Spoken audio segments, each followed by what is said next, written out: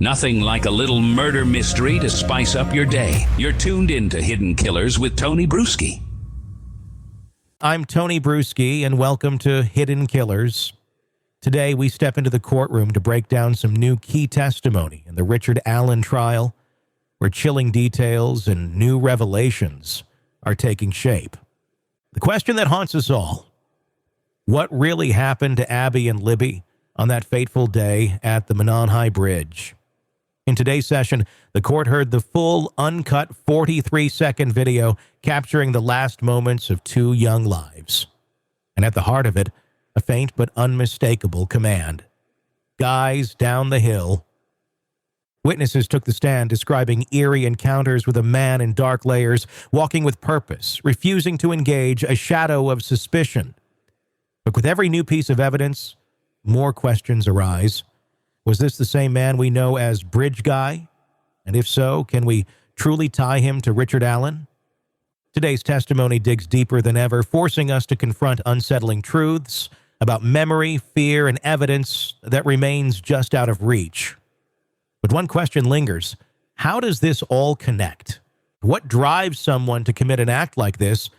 And are we any closer to knowing the real motive behind these murders? Stay with us as we unravel the latest twists in this harrowing case. The courtroom sat in tense silence as the much-anticipated 43-second video from Libby German's phone was played, giving the jury and the world its first complete look at the infamous Bridge Guy moment. This video, long discussed in fragmented reports, had now been enhanced with clearer audio, revealing the faint, haunting command, "Guys down the hill." The enhanced footage confirmed that this moment happened as Abby Williams and Libby German reached the far end of the Monon High Bridge, a dead end where the land transitions from public trails to private property, leaving them cornered. The video shows Abby walking just ahead, her voice softly stating, "There's no path." The camera, clearly being held by Libby, wavers and tilts towards the ground, pointing briefly at gravel. This subtle detail hints that Libby may have tried to conceal that she was filming, possibly fearing the intentions of the man approaching them.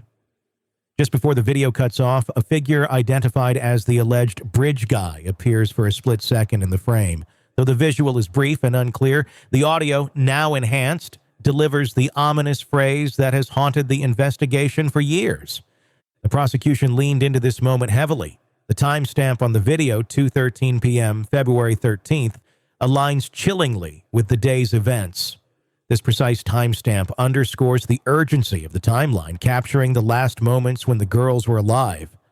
With the man's voice faintly commanding them to head down the hill, the prosecution painted a vivid picture. The girls had reached the bridge's far side only to realize they were trapped with no escape route. Testimonies from key witnesses took the jury deeper into the timeline.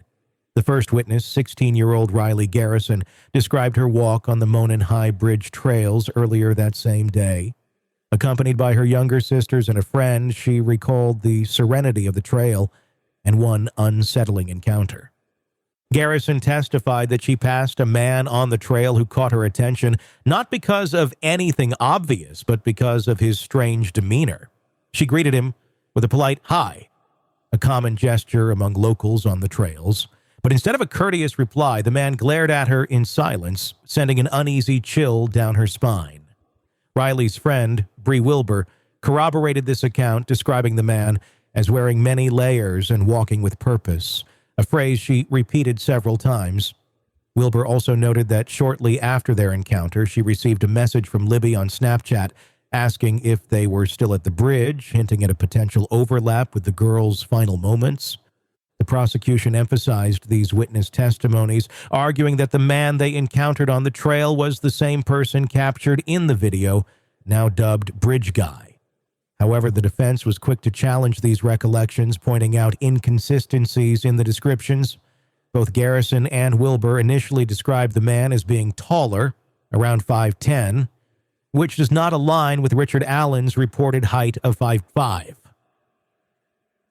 This discrepancy raised doubts about whether the man in the video and the man encountered by the witnesses could be the same person. The prosecution then shifted the narrative to the forensic evidence collected from the scene, focusing on the items found near the bodies of Abby and Libby. A black Nike shoe, Hollister jeans, and several personal items, including a pink sweatshirt and a gray hoodie, were among the items retrieved from the creek near the crime scene. Notably, a single unspent .40 caliber round was found between the two girls, a critical piece of evidence that prosecutors allege ties Richard Allen to the crime. However, the defense seized this moment to cast doubt on the prosecution's case. Defense attorney Rosie Baldwin interrogated the crime scene investigator, pressing him on the procedures used to collect evidence. Baldwin pointed out that some items, such as sticks used to conceal parts of the crime scene, were not collected until 2 days after the initial investigation. The delay, Baldwin argued, compromised the integrity of the evidence. Would you agree, Baldwin asked, that the delayed recovery of evidence could affect its reliability? The prosecution objected to the phrasing, but the judge allowed Baldwin to rephrase, highlighting the defense's focus on potential flaws in the investigative process. Another critical moment in the forensic testimony involved the handling of the .40 caliber round. When questioned, the crime scene investigator admitted that he had no knowledge of any DNA analysis connecting the round to Richard Allen. This admission, coupled with the defense's argument that the bullet could have been dropped at the scene days or even weeks prior, raised significant questions about whether the unspent round could definitively link Allen to the murders. Digital forensics, the phone as a silent witness. Jeremy Chapman, a digital forensic expert, testified about the extraction of data from Libby German's phone. He detailed how the Indiana State Police used a specialized tool, Celebrite, to retrieve the video and messages from the device. Chapman explained that advances in technology allowed them to re-extract data several times over the years, with each extraction revealing additional fragments of information. This included Snapchat messages exchanged between Libby and Bry Wilbur shortly before the girls encountered Bridge Guy on the bridge. The defense attempted to undermine the reliability of these digital extractions, suggesting that valuable data might have been lost during each attempt.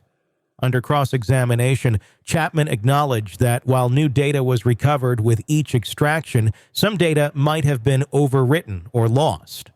Every extraction carries a risk, he admitted, giving the defense a crucial point to argue that the phone data might not tell the full story. The defense zeroed in on the reliability of the witnesses' memories, particularly those who claimed to have seen Bridge Guy on the day of the murders.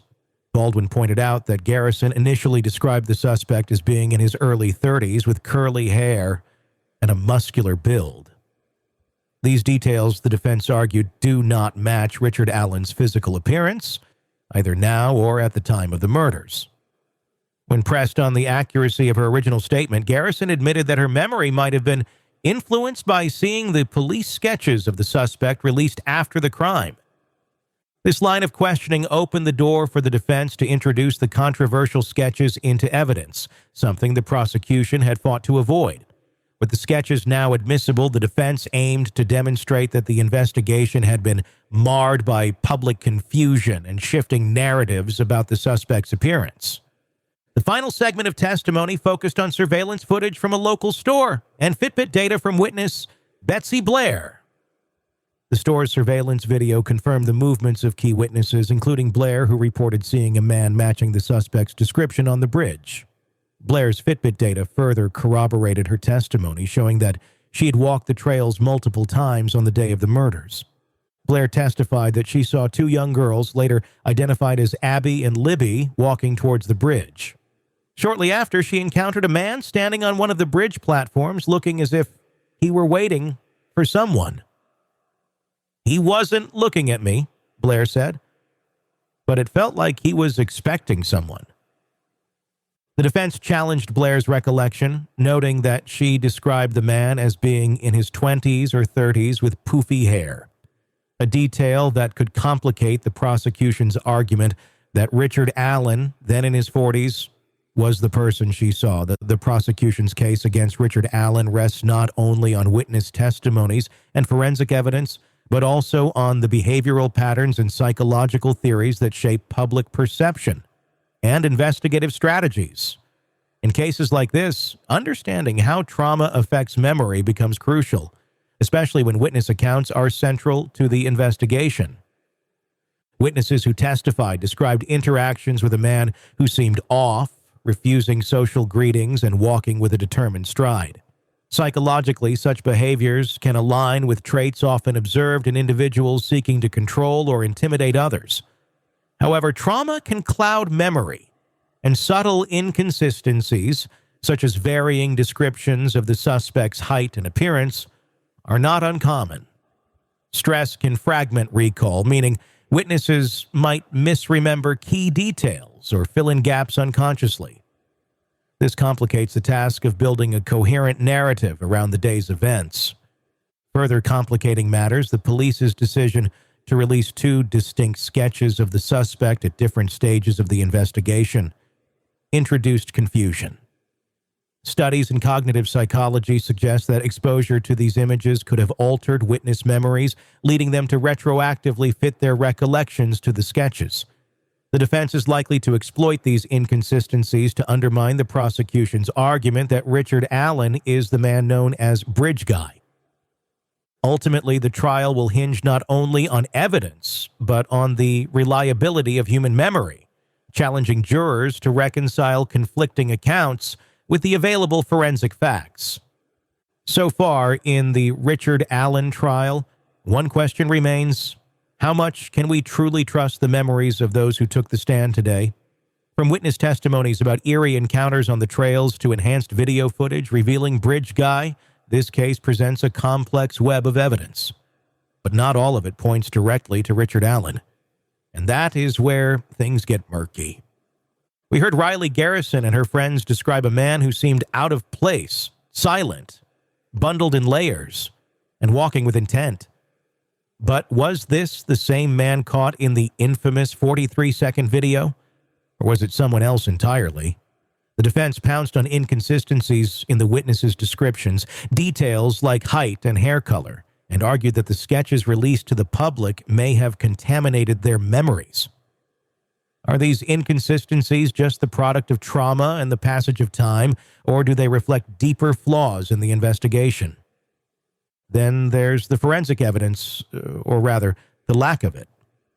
The unspent .40 caliber round found between the girls is compelling, but the crime scene investigator admitted there's no direct DNA or ballistic evidence connecting it to Richard Allen, with the defense suggesting that this bullet could have been dropped days or weeks before. The prosecution's case hinges on circumstantial evidence.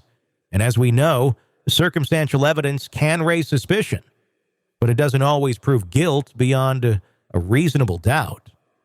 The defense has laid the groundwork to argue that this investigation is plagued with doubt. In a small community like Delphi, where rumors and fear spread quickly, identifying the real suspect becomes even more complicated. Was the investigation too narrow? Did law enforcement grasp at the first lead that seemed to fit? And how do we balance the psychological impact of trauma on witnesses against the need for concrete evidence in the courtroom? What strikes me most is the isolation the girls must have felt in those final moments, trapped on the far side of the Manon High Bridge with a stranger ordering them down the hill. No escape. No one to hear their cries. It's a scene so chilling that it's hard to fathom, and harder still to forget. But as heart-wrenching as it is, our justice system demands more than emotion. It demands proof. The burden now rests on the prosecution to make its case airtight. The defense is poised to raise doubt at every turn, pointing to flaws in the investigation and gaps in the evidence. And as the trial unfolds, jurors will have to ask themselves, is Richard Allen truly Bridge Guy? Or is there still more to uncover in this tragedy? I'm Tony Brueski. If you want to stay up to date on this case and others we cover, be sure to hit that subscribe button and follow us. In a world where the darkest secrets lie just beneath the surface, They said it was an accident, but the evidence says otherwise. where hidden killers roam unnoticed in the shadows. I think you would definitely be looking at a blend of toxic, very bad narcissistic personality traits, and they will be vengeful and possibly resort to violence. Join Tony Brueski as he uncovers the truth behind the most chilling cases. They said it was an accident, but the evidence clearly says otherwise. Each episode, we dig deep into the minds of those who commit the unthinkable. To your point on narcissism, he thinks in his own mind how witty he is. Yeah. But he lost that jury. I was done with him in 2 minutes. From unsolved mysteries to infamous crimes. Geez, you've just talked about how you've taught yourself how to do everything under the sun. I bet you did a YouTube video, how to best kill somebody with a knife. Hidden Killers with Tony Brueski takes you where few dare to go. How does someone with such a dark secret go unnoticed for so long? With multiple new episodes every single day. We're not just telling stories, we're seeking justice. Listen now on Apple Podcasts or wherever you get your podcasts. Just search for Hidden Killers with Tony Brueski.